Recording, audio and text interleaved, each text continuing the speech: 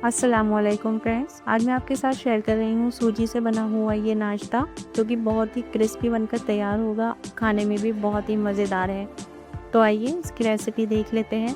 यहाँ इसे बनाने के लिए 1 टेबल स्पून इसमें मैंने ऑयल ऐड कर दिया है और ऑयल में हाफ टी स्पून ज़ीरा ऐड कर देंगे। ज़ीरे को अच्छे से क्रैकल करने के बाद 1 कटोरी मैंने इसमें सूजी ऐड कर दी है। सूजी को हमें अच्छे से भून लेना है।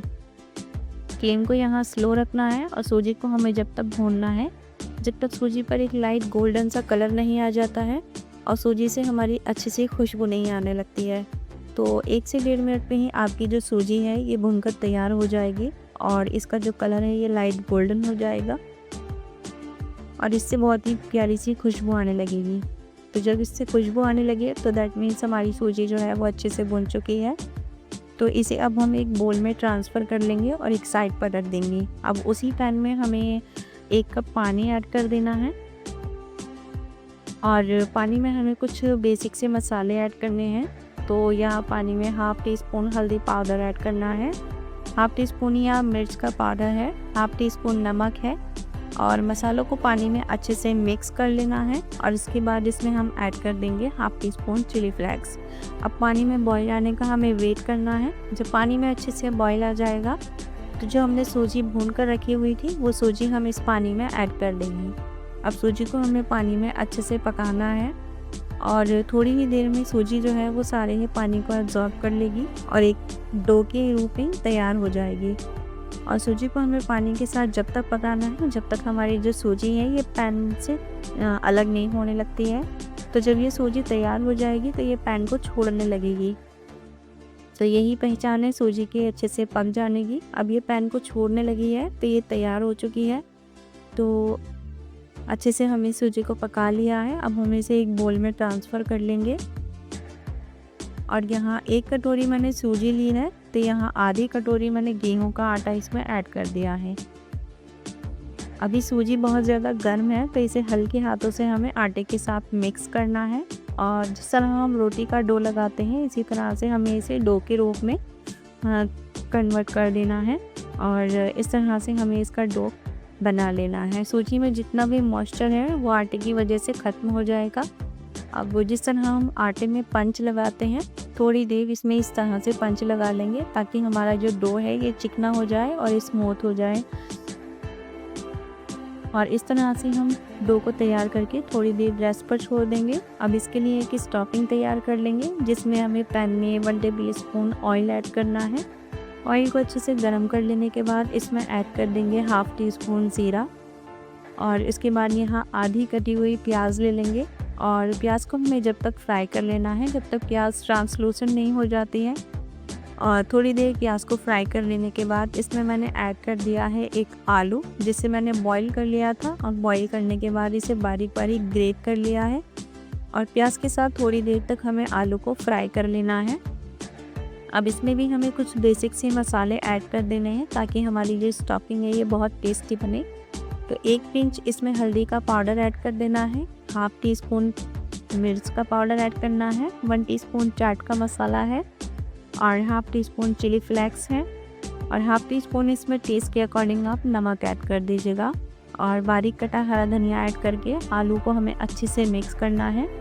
अब इस स्टफिंग को हमें जब तक पकाना है जब तक मसाले जो हैं आलू में अच्छे से मिक्स नहीं हो जाते हैं। तो 1 से 1.5 मिनट में ही आपकी ये स्टफिंग बनकर तैयार हो जाएगी और जब तक मसाले आलू में अच्छे से मिक्स नहीं हो जाते हैं तो हमें जब तक ही आलू को भून लेना है। अब स्टफिंग जब तैयार हो जाएगी तो हमें इसे ठंडा होने के लिए छोड़ देना है। तो इसे हम पैन में इसी तरह से छोड़ देंगे ताकि ये अच्छे से ठंडी हो जाए और चलते हैं अपने डो की तरफ। यहाँ हाथों पर थोड़ा सा ऑयल अप्लाई करना है और थोड़ी देर तक इसे नीट कर लेना है। इसके बाद हमारा जो डो है इसे हमें 2 पोर्शन में डिवाइड कर लेना है और इसका इस तरह से हमें बॉल्स बना ली हैं और जिस तरह से हम रोटी बेलते हैं इसी तरह से हमें इसे बेल लेना है। लेकिन चपाती जो होती है उसे हम बहुत पतला करके बेलते हैं लेकिन इस डो को हमें इतना पतला नहीं बेलना है। इसकी जो थिकनेस है वो हमें रोटी से थोड़ी ज़्यादा रखनी है तो इसे थोड़ा थिक करके बेल लीजिएगा। अगर आपके पास कुकीज़ कटर हो राउंड शेप में या फिर स्क्वायर शेप में तो आप इजीली उससे इसे कट कर लीजिएगा। यहाँ मैंने नाइफ़ की हेल्प से इसकी जो अनइवन कॉर्नर्स हैं उन्हें इस तरह से साइड से मैंने कट कर लिया है और इसकी जितनी भी साइड्स हैं इसे मैंने रिमूव कर दिया है और बीच से इस तरह से स्क्वायर शेप में मैंने इसके पीस कट कर लिए हैं। अब हमने जो स्टफिंग बनाकर तैयार की थी वो इस पर हमें स्प्रेड करनी है। स्टफिंग हमारी इस पॉइंट पर अच्छे से बिल्कुल कम्प्लीटली ठंडी हो चुकी है, तो स्टफिंग हमें सभी कॉर्नर्स पर इस तरह से स्प्रेड कर देनी है।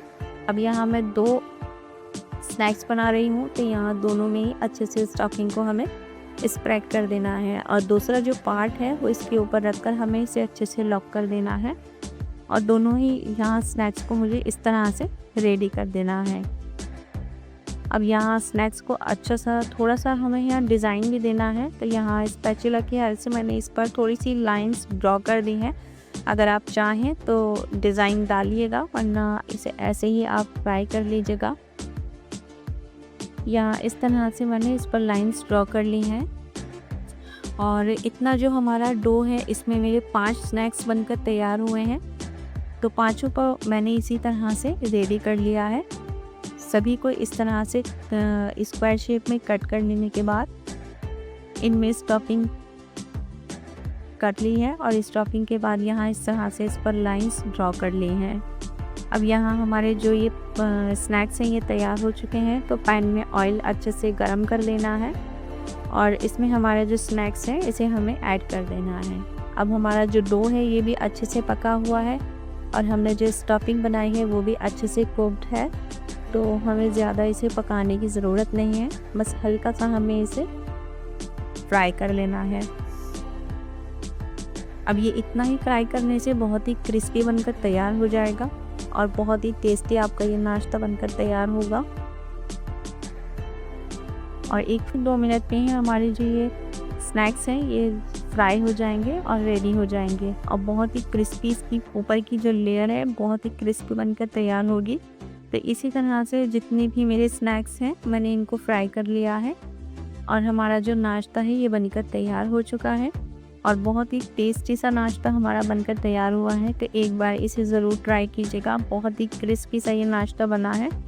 इसे टमाटो सॉस के साथ सर्व कर दीजिएगा। अल्लाह हाफिज़।